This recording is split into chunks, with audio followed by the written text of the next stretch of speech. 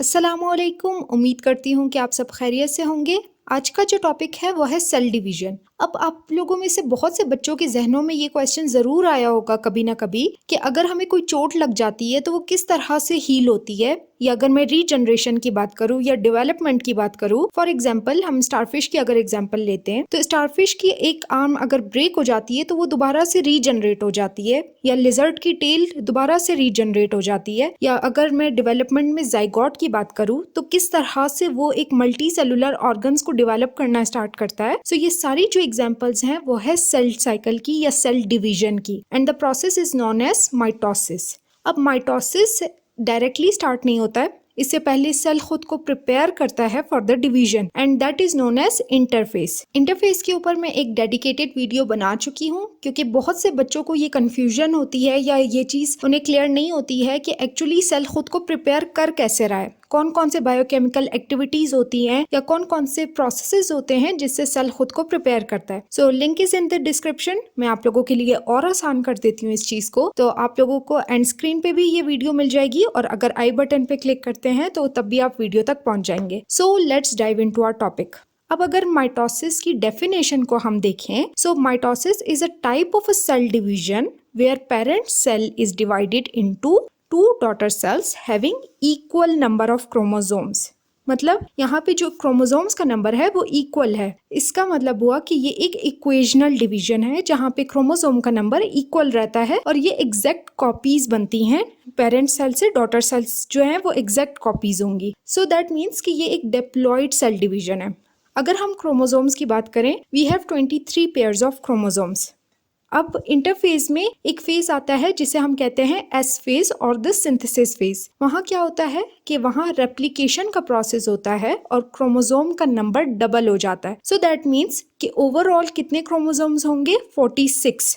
2 into 23 equals to 46। So it is a diploid cell division. और यहाँ पे parent cell में भी दैट मीन्स के 46 क्रोमोसोम्स है, और डॉटर सेल्स में भी 46 और 46 क्रोमोसोम्स ही होंगे। डिस्कवरी की बात कर लेते हैं तो एनिमल सेल्स में वॉल्थर फ्लेमिंग एक साइंटिस्ट थे, उन्होंने ये इसको आइडेंटिफाई किया था इन 1880। और अगर प्लांट्स की बात करें तो स्ट्रॉबर्गर ने इसको डिस्कवर किया था। सो बात कर लेते हैं कि एक्चुअली ये सेल डिवीजन हो कहाँ रही है। सो ये सेल डिवीजन होती है सोमैटिक सेल्स में। दैट मीन्स कि जो बॉडी सेल्स हैं हमारे, फॉर एग्जांपल एपिथेलियल सेल्स हैं या मसल सेल्स हैं, तो ये यहाँ पे सोमैटिक सेल्स में माइटोसिस का प्रोसेस होता है। सो इवेंट्स ऑफ माइटोसिस अगर हम देखें तो एक सेल जो है वो डिवाइड हो रहा है इनटू टू डॉटर सेल्स। तो ये एक सिंपल प्रोसेस नहीं है, ये मल्टीपल स्टेजेस से गुजरने के बाद एक पेरेंट सेल डिवाइड होता है। So there are two major events. The first is karyokinesis, that is the division of nucleus, and the second one is cytokinesis, the division of cytoplasm. Okay, so अब अगर हम karyokinesis की बात करें जो कि एक लॉन्गेस्ट फेज होता है, it is now further subdivided into 4 phases. Karyokinesis में क्या होगा कि न्यूक्लियस की डिवीजन होगी और ये फिर फर्दर सबडिवाइडेड होता है into prophase, second is metaphase, third anaphase and fourth telophase. Karyokinesis further subdivided है into 4 phases. So let's talk about the first phase, that is the prophase. अब prophase is the longest phase of cell division and it is further subdivided into early prophase, mid prophase and late prophase. So let's talk about the early prophase. अब जैसे ही interphase के G2 phase से cell completely prepare होकर आएगा into the M phase, तो वो enter करेगा into the early prophase. अब अर्ली प्रोफेज में सबसे पहले क्या होता है कि सेंट्रोसोम, मैं आप लोगों को पहले लेक्चर में बता चुकी हूँ कि सेंट्रोसोम एक ऑर्गेनेली है जिसमें माइक्रोट्यूब्यूल्स की फॉर्मेशन होती है। दैट मीन्स कि स्पिंडल फाइबर्स और एस्टर फाइबर्स की फॉर्मेशन होती है और ये फिर हेल्प करते हैं इन द डिवीजन। अब यहाँ पे जो सेंट्रोसोम है दैट इज सेंट्रोइल्स, वो डिवाइड होंगे इनटू 2 और ये फिर ऑपोजिट पोल्स की तरफ जाना शुरू हो जाएंगे। यहाँ पर इनकी डिवीजन होगी अर्ली प्रोफेज में, और यहाँ ये इसके बाद क्या करेंगे, ये मूव करना शुरू होंगे to the opposite poles to establish a bipolarity.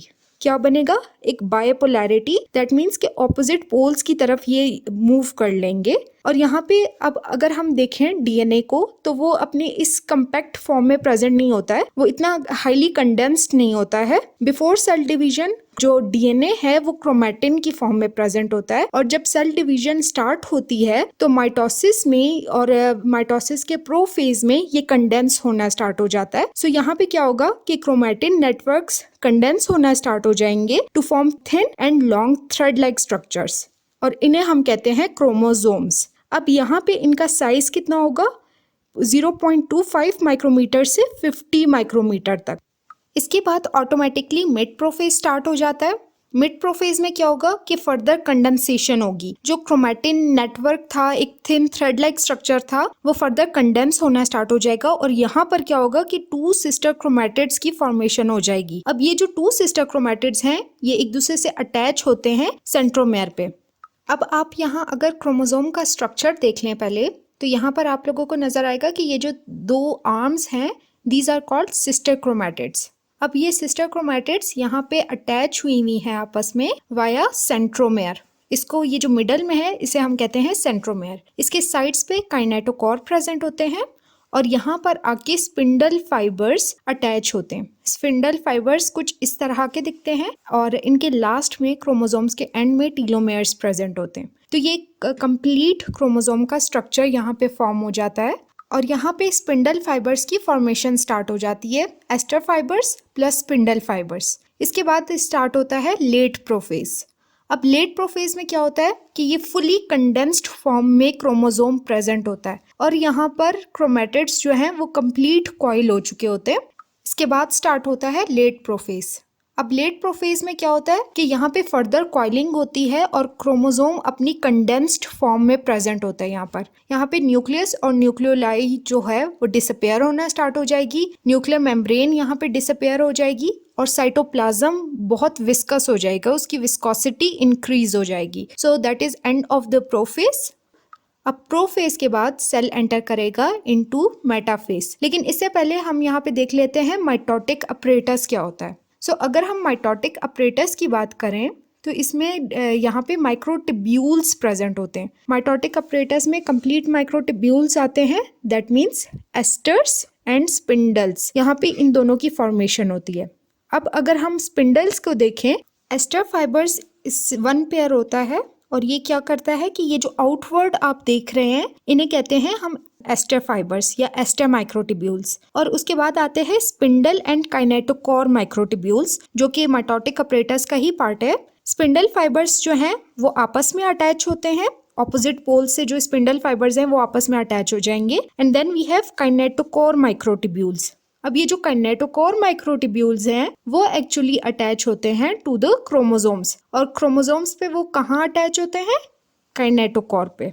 Okay, अब इनकी फंक्शनिंग क्या है। ये जो माइटोटिक अपरेटस फॉर्म हुआ है इसका पहला फंक्शन होता है कि ये हेल्प करता है क्रोमोसोम्स के साथ बाइंड होने में, प्लस ये क्रोमोसोम्स के साथ जब अटैच होगा तो ये फिर उन्हें पुल करेगा अपनी तरफ ताकि सेल एक डिवाइड हो सके। सेकेंड, ये हेल्प करता है इन द अलाइनमेंट, कि क्रोमोसोम्स को अलाइन करता है।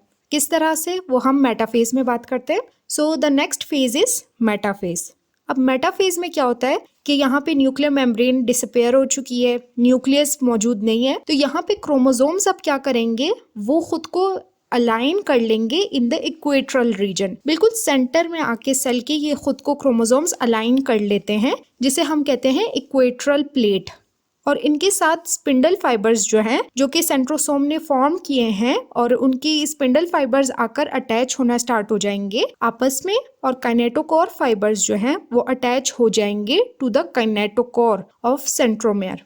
यहाँ पर आके कुछ इस तरह से बाइंड हो जाएंगे, और यहाँ पे ये खुद को अलाइन कर लेंगे बिल्कुल मिडल में।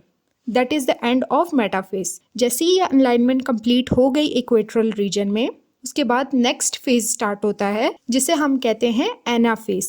एनाफेज में क्या होगा कि अब ये जो काइनेटोकोर फाइबर्स हैं ये पुल करना स्टार्ट करेंगे। यहाँ पे एस्टर फाइबर्स भी पुल करेंगे, स्पिंडल फाइबर्स, कंप्लीट जो माइटोटिक अपरेटस यहाँ पे माइक्रोटिब्यूल्स प्रेजेंट है वो पुल करना स्टार्ट करेंगे अपनी तरफ। इससे होगा क्या, ये जो क्रोमैटिड्स हैं ये सेपरेट हो जाएंगे। अब ये सेपरेट होकर इसके बाद एक ये डंबल लाइक स्ट्रक्चर बन जाएगा। अब ये जो पुलिंग स्टार्ट की स्पिंडल्स ने, इसकी वजह से क्या होगा कि इनके बीच में ब्रेक आना स्टार्ट हो जाएगा और ये जो सिस्टर क्रोमैटिड्स हैं ये सेपरेट होने लग जाएंगे। अब क्या हुआ कि ये जो क्रोमैटिड्स हैं ये ऑपोजिट पोल्स की तरफ पुश होना स्टार्ट हो जाएंगे क्योंकि स्पिंडल फाइबर्स यहाँ से पुल कर रहे हैं टू द ऑपोजिट पोल्स। इसकी वजह से ये जो क्रोमैटिड्स हैं ये ऑपोजिट पोल्स की तरफ मूव कर जाएंगे और इसका सेल का जो स्ट्रक्चर है वो थोड़ा बहुत चेंज हो जाएगा into a dumbbell like structure. इसके बाद यहाँ पे एंड हो जाता है एनाफेज और टीलोफेज स्टार्ट होता है। So telophase is exact opposite of prophase. Prophase में क्या हुआ था कि वहाँ पे न्यूक्लियोलाई जो था, न्यूक्लियर मेम्ब्रेन थी, वो सारी डिसअपेयर हो गई थी, न्यूक्लियस डिसअपेयर हो गया था। टीलोफेज में क्या होता है कि यहाँ पर वो दोबारा से रीअपेयर हो जाता है। This is the end phase of karyokinesis. यहाँ पे कैरियोकाइनेसिस का एंड हो जाएगा। सो यहाँ पर अब क्या हो रहा है कि यहाँ पे न्यूक्लियोलाई भी दोबारा से रीअपेयर हो गई है। उसके अलावा जो माइटोटिक अपरेटस है वो दोबारा से डिसऑर्गेनाइज होने लग जाता है। जो वहाँ प्रोफेज में फॉर्मेशन हुई थी जिसकी, यहाँ पर आके वो दोबारा से डिसअपेयर होने लग जाएगा, डिसऑर्गेनाइज होने लग जाएगा। आपको याद होगा कि क्रोमोसोम्स की अगर हम बात करें तो प्रोफेज में क्या हो रहा था कि वो कंडेंस हो रहे थे, क्रोमैटिन मटेरियल जो था वो कंडेंस हो रहा था टू फॉर्म क्रोमोसोम्स। यहाँ पे उसका ऑपोजिट होगा। यहाँ पे प्रोफेज में क्या हो रहा था, सुपर कॉइलिंग हो रही थी। अब यहाँ क्या होगा कि यहाँ पे अनकॉइलिंग स्टार्ट हो जाएगी। सो दैट मीन्स कि यहाँ पे जो ये क्रोमोसोम है वो दोबारा से क्रोमैटिन में कन्वर्ट होने लग जाएगा, उसकी अनकॉइलिंग स्टार्ट हो जाएगी क्योंकि यहाँ पे उसको सेल को डिवाइड नहीं करना है। सो दैट मीन्स कि यहाँ पे एक सेल तकरीबन डिवाइड हो चुका है, सिर्फ साइटोप्लाज्म नहीं डिवाइड हुआ है। सो न्यूक्लियस की डिवीजन हो चुकी है।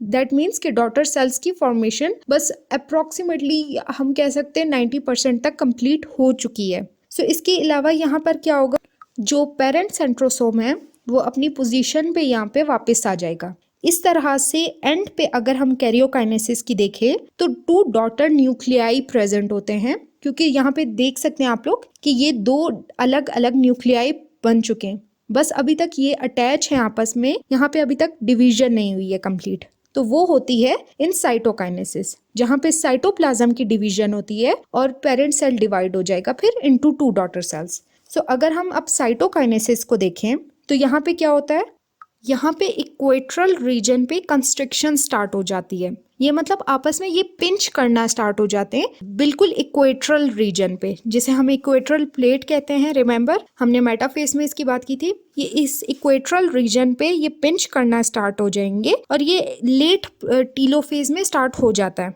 अब लेट टीलोफेज में क्या होता है कि एस्टर टिब्यूल्स सिग्नल भेजना स्टार्ट कर देते हैं टू द इक्वेटरल रीजन। अब ये जो सिग्नल्स भेजेंगे उसकी वजह से क्या होगा कि ये एक्टिवेट कर देंगे एक्टिन एंड मायोसिन को। अब इनकी एक्टिन एंड मायोसिन की एक्टिवेशन से एक्चुअली होगा क्या कि वो फॉर्म करेंगी कॉन्ट्रैक्टाइल रिंग्स।